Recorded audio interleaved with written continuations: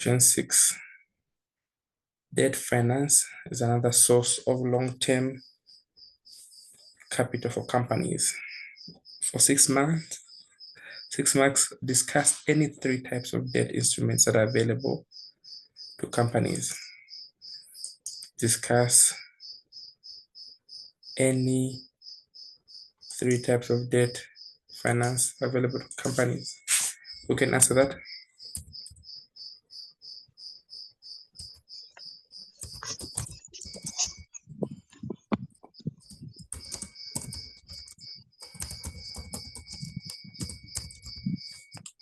We did this yesterday. Those that were here, please quickly answer. Discuss any 3 types of debt finance available to companies. Brian?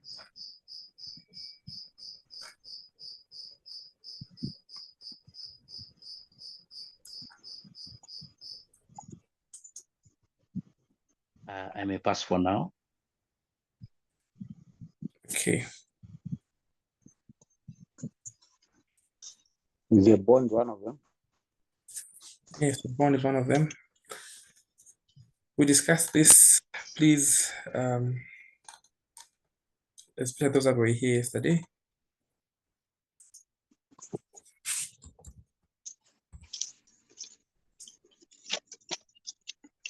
Discuss any, actually, any 6 sources of debt finance. We also maybe go to the other type, equity.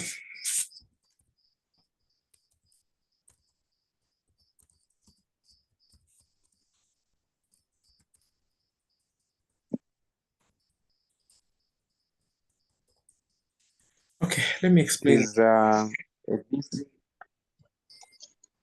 Yes, try. A lease? Yes, it's one of them. So we have A grant? okay.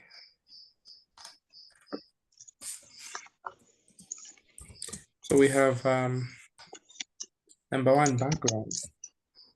Bank loans are the most traditional, popular form of debt financing. And these ones are usually available in different sizes. We have short-term, intermediate, and long-term, depending on the borrower. We also have corporate bonds. These are debt securities issued both by government and corporations, which investors use to do what? To raise debt capital. Okay. We also have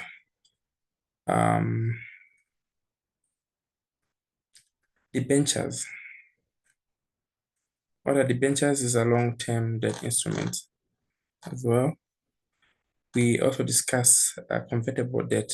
This is a debt which comes in form of financing that starts like a debt and has an option in future to convert it into equity so that you become a shareholder. So investors typically will receive a fixed interest rate, like do ordinary shareholders, and eventually are converted into equity.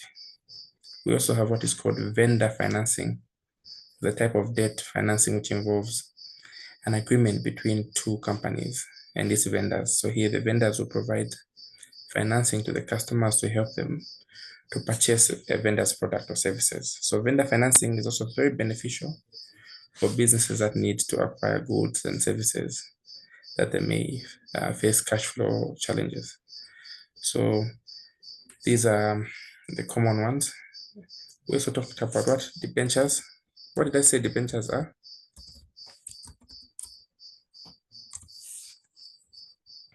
We discussed debentures, that this is a debt instrument which is not secured by any physical assets or collateral, but it represents debt finance between the issuer and the investor. Here, the issuer will agree to pay a fixed interest rate for a specified period of time.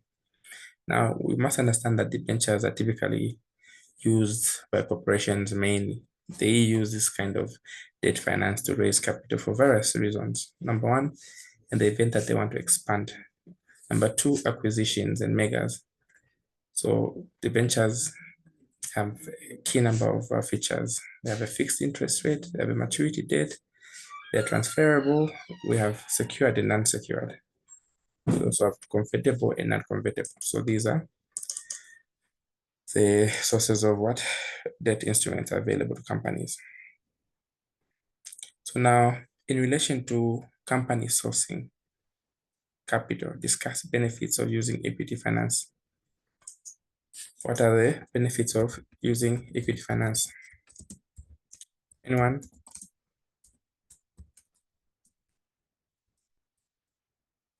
What is equity?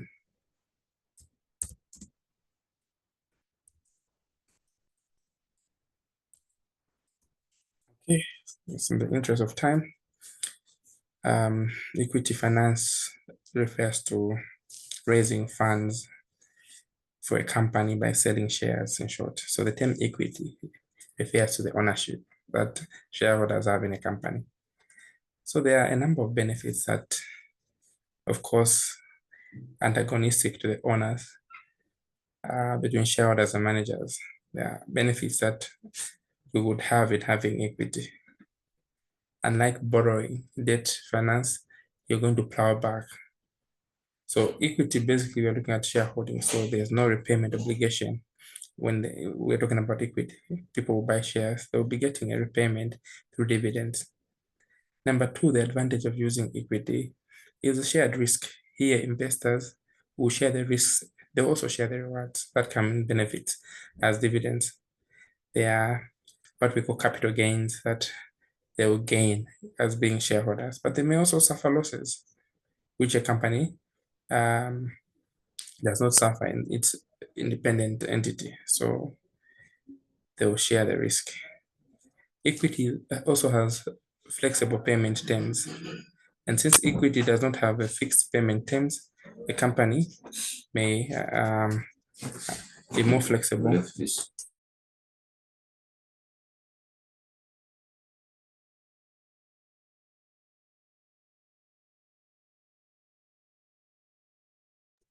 So the other advantages of equity is that it attracts talent. So ownership of equity can be used as an incentive to attract or restrain talented employees. So equity will give them a stake in the company's success. The other advantage of using equity is that there is what we call dividend flexibility. Companies here may have flexibility of choosing whether to distribute the dividends to shareholders, or they may want to plow back the retained earnings for company use. Okay, are we together? Can you get me? Can you get me? Yes, we can. Okay, today network has been kind of bad. All right, so this is regarding the benefits. So any of these that I've mentioned, you can pick any three benefits of using equity. All right, so we can look at another question. Your wealthy brother is trying to persuade you, your retired uncle, to buy shares in an energy company. He himself owns a few thousands and is impressed by the steady rise in the price. Your uncle is skeptical because Copperbelt Energy pays out very small dividends. Number one, what argument is your cousin likely to make to your uncle? Number two, are the arguments valid in this case? So 13 marks for that. So can somebody come in this scenario?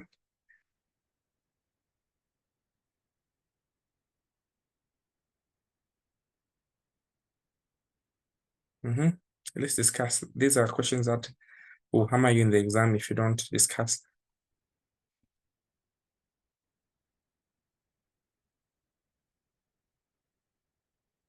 Anyone?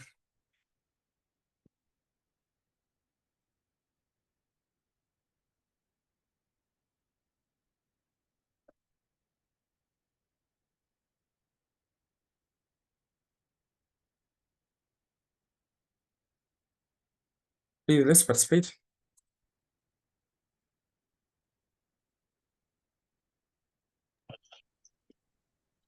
Sorry, Collins, I was just setting up. I missed the question. We're looking at the latter part here. You may not give me the answer, but just an idea of what the examiner is like. You're looking at part B. Your wealthy industrialist brother is trying to persuade your retired uncle to buy shares in Copperbelt Energy. He himself owns a few thousands and is impressed by the steady rise in the price. Your uncle is skeptical because Copperbelt Energy pays out very small dividend. Part A. What arguments is your cousin likely to make to your uncle? Are these arguments valid? So what is the examiner trying to talk about in here? Let's analyze this question very carefully on sources of finance. This is chapter 1. Chapter 1 is very dangerous if you don't handle it properly. Most of the students skip this. Okay.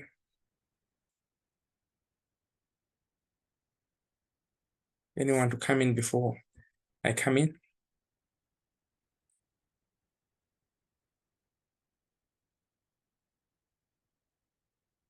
Brian, you want to try? Yes, just the contribution. She can Mr. go. Collins, She can go first. okay, by the way, I understood the notes in lecture 1.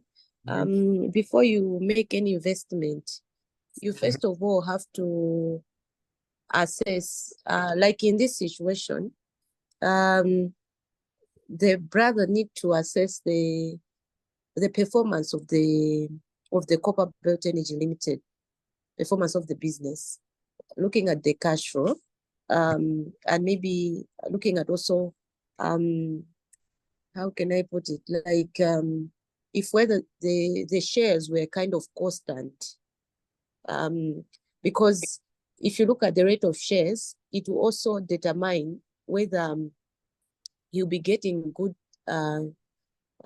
dividends out of the investment or not, and also looking at the profitability of the company would help him to know whether it's actually viable for him to invest in that business or not.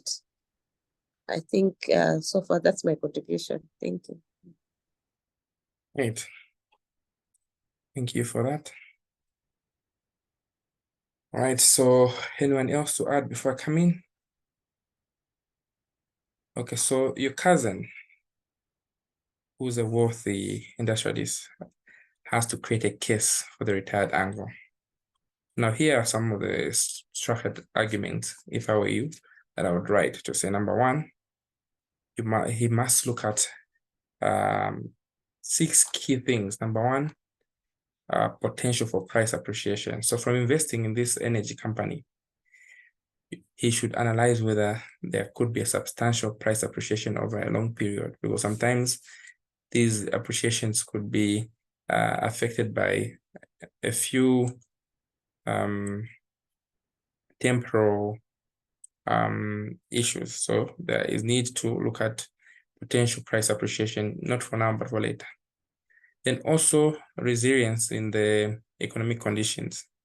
So growth for stocks, especially in the energy sector, Copperbelt Energy, tend to be less sensitive to economic fluctuations. So this will provide a level of stability in uncertain market conditions. So you also need to look at what we call long-term sustainability.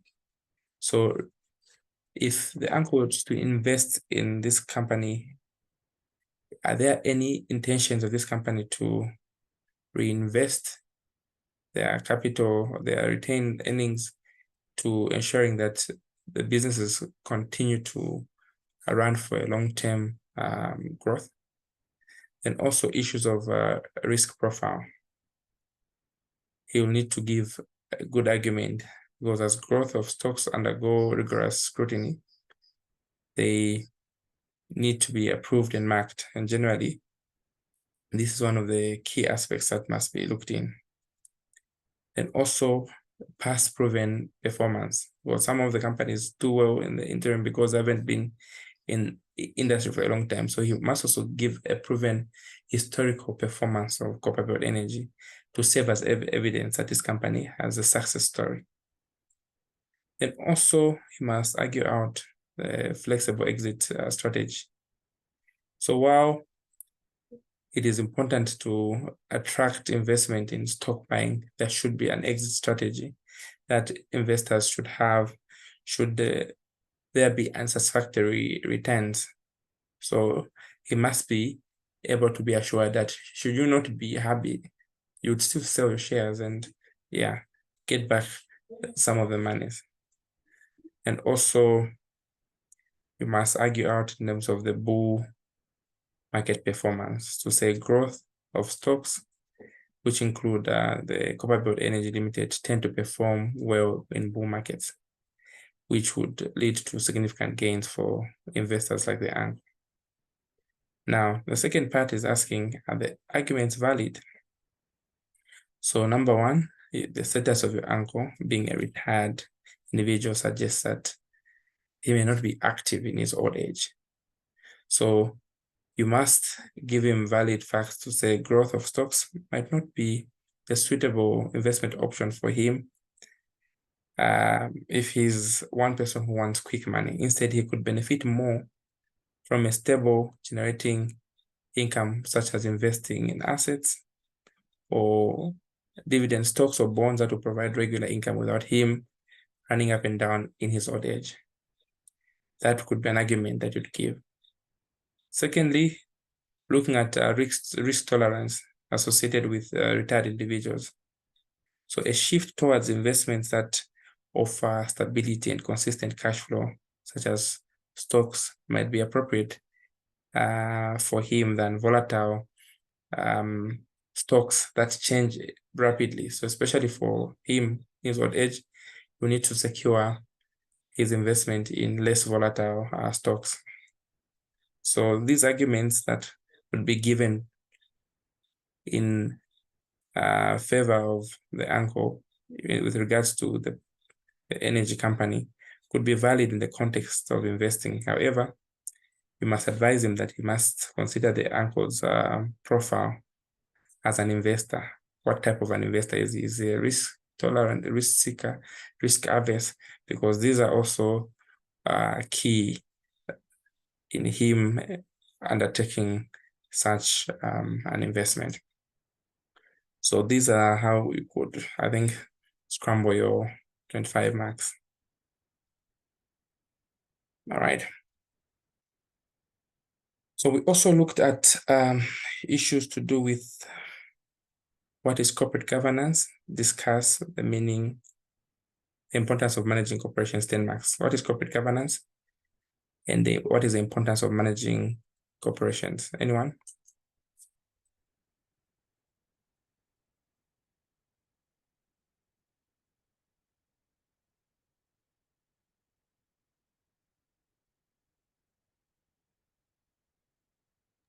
Let me try. Mr. Collins. Yes, try. So the way I understand is the way I understand corporate governance. It's how you manage the relationship between the shareholders, the managers, and the other external stakeholders of the business. That's what I know. Okay, great. Anyone else?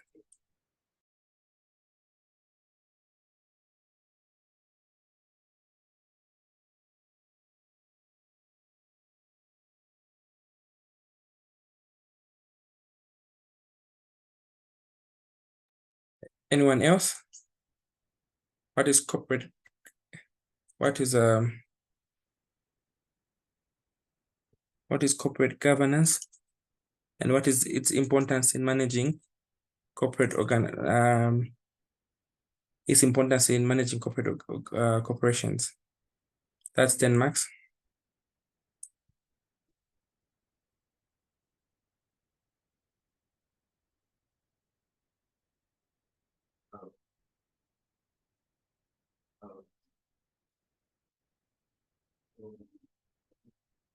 Okay, so yeah, the way she has answered it, you get 7 marks. So when you're dealing with corporate governance, basically, we are dealing with a system of rules, practices, and processes by which a company is directly controlled and directed. So corporate governance actually encompasses the relationships amongst stakeholders. It provides a structure through which the objectives of a company are set.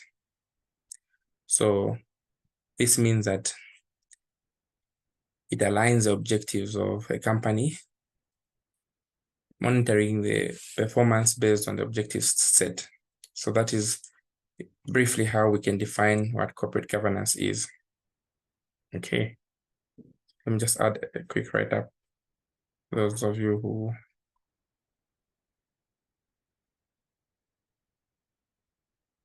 okay, so corporate governance refers to what? A system of rules and practices, processes by which a company is directed and controlled. It encompasses various relationships among stakeholders and provides a structure through which objectives of the company are set and the means of attaining these very objectives. Now, the second part of the question was asking us, how is corporate governance important in managing organizations? Okay, so corporate governance is important for so many reasons. I can set out 13 or 10, so I'll just give you 5 or so. So those are the pamphlet, you can access all this in there. So number 1, protection of stakeholders' interests. So corporate governance will ensure that the interests of various stakeholders, including shareholders, employees, customers, and the community are protected in a balanced manner and effectively. So how does it protect the interests of the community? Ensuring that social corporate responsibility is done. Corporate governance also ensures that there's transparent decision-making. So good corporate governance will promote transparency in decision-making processes. It also ensures that decisions are made in the best interest of, number 1, the company, number 2, the stakeholders, who include the shareholders. Corporate governance also ensures accountability and responsibility. It establishes clear lines of accountability and also responsibilities within the organization. It ensures that individuals in positions of authority are accountable for their actions and decisions. Corporate governance also looks at the aspect of management of risk. So corporate governance will help to identify, it also help to mitigate risks that could affect the organization, thereby enhancing the company's resilience to internal and external challenges. So you can mention a number of them. I'll leave them at that. So I want you to fortify on the mark allocation. Last semester, like I said, the exam was mainly theoretical. All right, so corporate governance also enhances what? Performance and efficiency. It also helps regulate compliance, ensure that there's compliance. It also ensures that there's a reputation management where it promotes the transparency and ethical behavior. Now let's go to a few calculations in stock valuation. Stock valuation. Now, to start with, stock valuation is mainly a key topic that looks at how we can value our stock now. So we have 2 models that are very common. We have what we call Gordon's model, what we call constant growth model.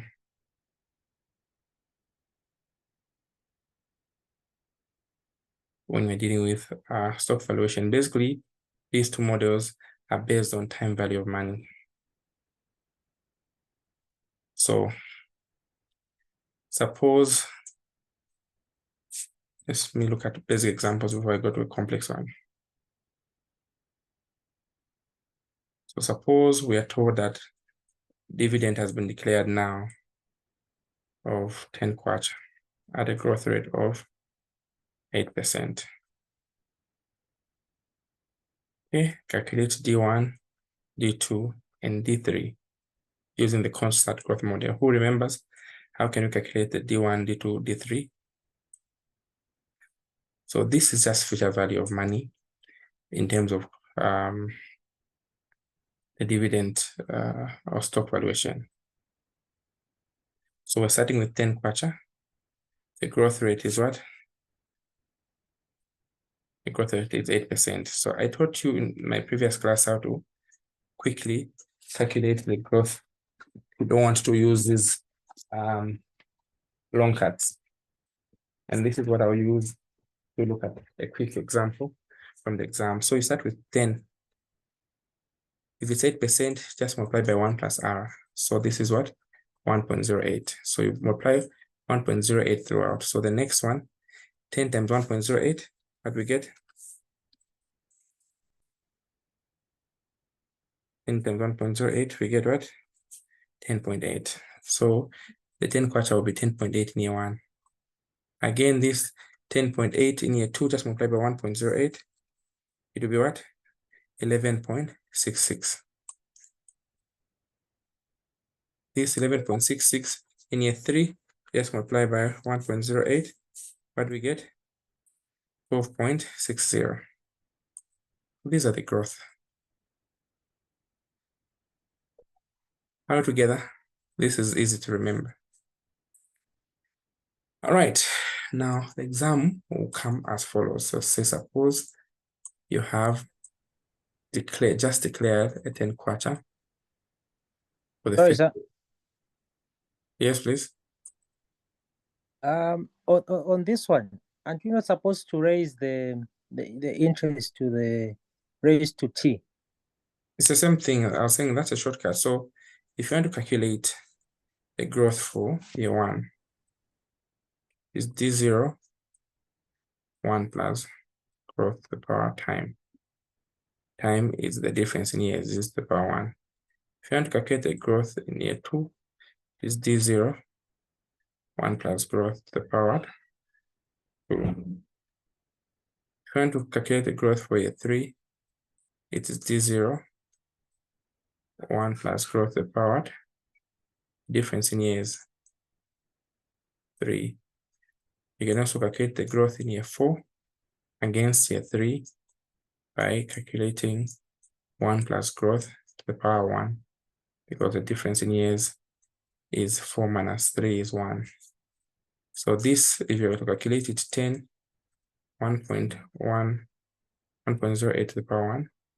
For year 1, you're going to get 10.8. For year 2, you're going to get 10 times 1.08 to the power 2. You're going to get 11. Collins, I can't see what you're doing really. Can you see my screen? I can see your screen and it's static, so I can't see anything else. Is it the same with the rest? We are can seeing- see Could be we start. network. All right. Okay, maybe it's my network. Can I restart the link? Then I'll send it to you so that we can look at stock valuation. Not your network. Not your network. It's his network. We are able to see all of it. Is everyone else able to see? Yes, we can see. I think you just need to log Yes. out and log. Okay. All right, that's fine.